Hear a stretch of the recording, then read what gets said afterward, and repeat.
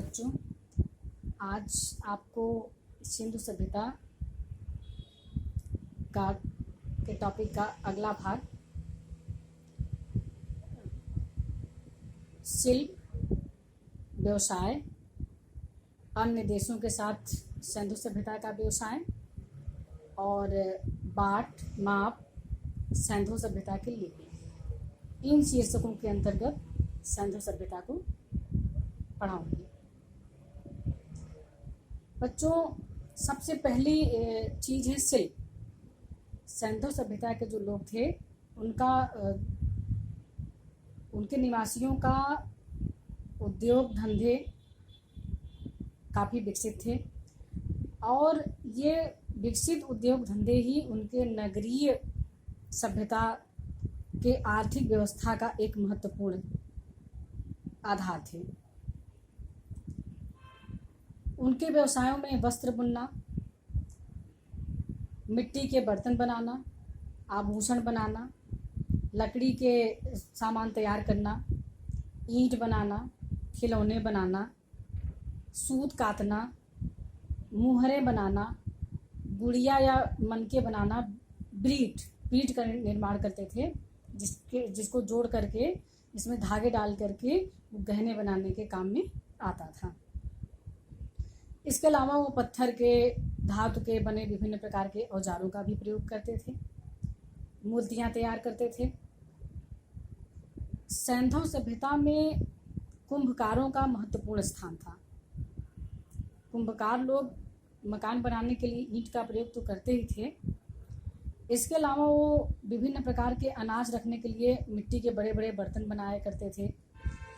घर में उपयोग के लिए, भोजन पकाने के लिए भी मिट्टी के बर्तनों को बनाया करते थे। खाने में प्रयोग होने के लिए विभिन्न प्रकार की थालियाँ बनाया करते थे। गरीब लोगों के लिए मिट्टी के मनके बनाते थे, जो उनके जेवर बनाकर पहनने के काम आता था। मिट्टी के खिलौने बनाते थे खेलने के लिए। विभिन्न प्रकार की कला कौशल में वो हस्त थे। मिट्टी को रंगते थे, उस पर कलाकारी करते थे, उस पर चित्र बनाते थे, चित्रकारी करते थे। चाक की सहायता से बर्तनों को विभिन्न आकार दिया जाता था। शीशे की सहायता से बर्तनों को चमकाया जाता था और उसके बाद उसके ऊपर पेंटिंग की जाती थी, उसके ऊपर चित्रकारी की जाती थी। खुदाई से जो बर्तन मिले हैं, विभिन्न प्रकार के बर्तन, खिलौने, थालियाँ, बहुत सारी सामग्री मिली है, उन पे अलग अलग तरह के चित्र बने हैं। इससे ये पता चलता है कि कुंभकारी के साथ साथ उसको चित्रकारी करके एक नया विविध रूप दिया जाता था। सिंधु सभ्यता के लोगों को धातु का भी ज्ञान था। उनको केवल लोहे का ज्ञान नहीं था, इसके अलावा वो टीन, तांबे को मिला करके कांसा बनाते थे, विभिन्न प्रकार के औजार बनाते थे। सोना चांदी आभूषणों के लिए अमीर लोग जो थे प्रयोग करते थे। धातु की बनी खुदाई में कुछ मूर्तियाँ भी मिली हैं, जिसमें मोहनजोदड़ो की नर्तकी की एक बहुत प्रसिद्ध मूर्ति है। इसके अलावा और भी मूर्तियाँ मिली हैं जो पशु पक्षियों की आकृति वाली हैं। लोथल से प्राप्त तांबे का कुत्ता कला की दृष्टि से महत्वपूर्ण है। हड़प्पा से तांबे की इक्का गाड़ी प्राप्त होती है। चन्हू दड़ों से तांबे की बनी 2 गाड़ियाँ प्राप्त होती हैं। उस समय हड़प्पा सभ्यता के लोग पत्थर का भी काम करते थे। इसी वजह से कांस्य युगीन सभ्यता होने के बावजूद भी पत्थर के औजार भी प्रयोग में लाए जाते थे। अर्ध बहुमूल्य पत्थर मंगा करके उनका विभिन्न प्रकार का मूर्तियाँ, उपकरण बनाने में प्रयोग किया जाता था। हड़प्पा से बनी नर्तक की मूर्ति और मोहनजोदड़ो से योगी की, पुजारी की मूर्तियाँ मिट्टी के खिलौने की अपेक्षा पत्थरों के खिलौने की संख्या कम है, परंतु बाट बटखरे और औजारों के रूप में पत्थरों का प्रयोग ज़्यादा हुआ है।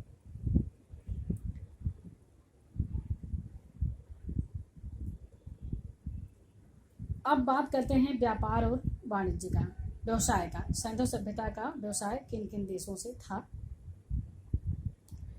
जो भी सैंधव सभ्यता के कारीगर थे, व्यवसायी थे, उनको कच्चा माल उपलब्ध कराने के लिए और उनके तैयार माल को बाजार उपलब्ध कराने के लिए सैंधव सभ्यता के लोगों ने अन्य देशों के साथ व्यापारिक संबंध बनाए, जिसमें 2-3 नाम मुख्य रूप से मिलते हैं।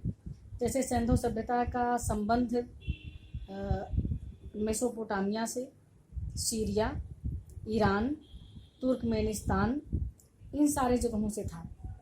खुदाई में दोनों जगह जो सैंधव सभ्यता में मोहरें प्राप्त हुई हैं, कुछ मेसोपोटामिया की हैं और मेसोपोटामिया की खुदाई से कुछ मोहरें प्राप्त हुई हैं, वो सैंधव सभ्यता की हैं। इसी प्रकार अन्य जो जगह मैंने नाम लिया, तुर्कमेनिस्तान, ईरान, इन सारे स्थलों से खुदाई में कुछ न कुछ ऐसी सामग्री प्राप्त हुई जिससे ये अनुमान लगाया जाता है कि इन देशों का व्यापारिक संबंध सैंधव सभ्यता के साथ था।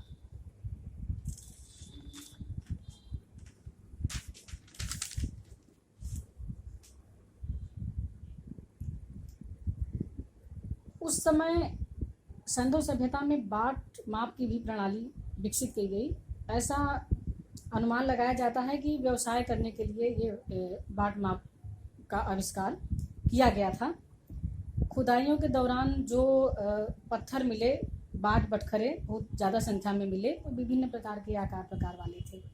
ऐसा अंदाज़ा लगाया जाता है कि जो बड़े बटखरे होते थे वो अधिक जो अनाज वगैरह है उसको तौलने के काम में आते थे, और अन्य वस्तुओं के तौलने के लिए छोटे छोटे बटखरों का बाट माप का उपयोग किया जाता था।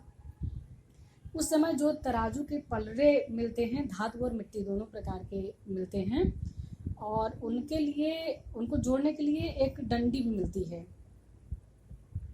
इससे पता चलता है कि ये तराजू से वो लोग तौलते थे और डंडी का प्रयोग करते थे।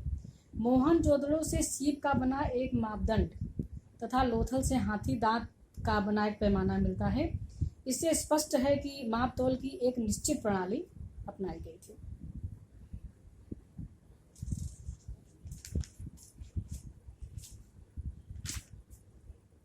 बच्चों, सैंधव सभ्यता के बारे में एनसीईआरटी में बहुत विस्तृत रूप से तो नहीं बताया गया है, लेकिन थोड़ा सा बताना चाहूँगी। ये सब टॉपिक इसमें से हटा दिया गया है। सैंधव सभ्यता मात्र सत्तात्मक सभ्यता थी, और यहाँ के लोग जो खुदाई में मिला है मुख्य रूप से मात्र देवी की आकृतियाँ मिली हैं, मतलब एक औरत की आकृतियाँ मिली है। इससे पता चलता है कि मात्र सत्तात्मक यहाँ का परिवार होता था, और ये लोग वृक्ष की पूजा, नाग की पूजा, इन सारे धर्म में विश्वास करते थे। वैसे इस चैप्टर में है नहीं, मैं इसको अतिरिक्त रूप से थोड़ा सा इसको बता दे रही हूँ। उसके बाद आते हैं भाषा और लिपि पे। जो सैंधव सभ्यता की लिपि मिली वो अभी तक पढ़ी नहीं जा सकी है। लिपि चिन्ह के रूप में थी, चित्रात्मक रूप में थी। लगभग 400 चित्रात्मक लिपि प्राप्त हुई है, जिसको ये कहा जाता है कि जब व्यवसाय का विकास हुआ तो हिसाब किताब रखने के लिए लिपि का विकास किया गया। उत्खननों में ताम्रपत्र पर ये लिपि है। इसको अभी तक कोई भी संतोषजनक ढंग से पढ़ नहीं पाया। कोशिश की गई कंप्यूटर के माध्यम से इसको पढ़ने की, लेकिन अभी पूरी तरह से इसको कोई पढ़ नहीं पाया है। इसके बारे में कहा जाता है कि ये लिपि, जो भी विद्वान हैं उनका अलग अलग मत है। कुछ विद्वानों का मत है कि ये सिंधु घाटी में ब्राह्मी सभ्यता का उसमें प्रचलन था, ये लिपि ब्राह्मी से ज़्यादा नज़दीक है। कुछ विद्वान कहते हैं कि संस्कृत से ज़्यादा नज़दीकी है। कुछ लोग द्रमिड़ भाषा से इसको निकला हुआ मानते हैं, और कुछ लोग हित्ती भाषा, हित्ती से उसको बोलते हैं कि हित्ती लिपि का इसमें प्रयोग किया गया है। लेकिन जो कंप्यूटर से विद्वानों ने पढ़ने का प्रयास किया उससे यही समझ में आता है कि इस लिपि की साम्यता द्रमिड़ लिपि से सर्वाधिक है।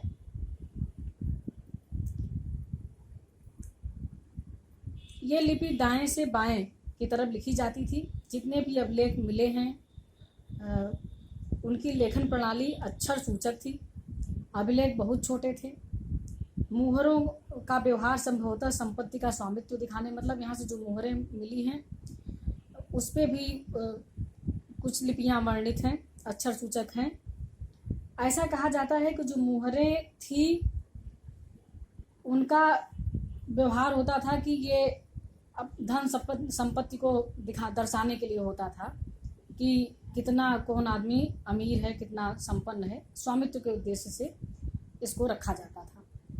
इसके अलावा ताम्रपत्र पर लेखनी मिलती है, खुदाई से जो मिलता है, पक्की मिट्टी का दवात, लेखन पट्टिकाएं, मिट्टी के बर्तन के टुकड़ों पर स्याही से लिखने का प्रमाण है। अधिकतर जो लिपि देखने को मिलती है वो ताम्रपत्रों पर है। ओके बच्चों, अब उसके आगे का सिंधु सभ्यता का पतन अगले चैप्टर में पढ़ाऊंगी।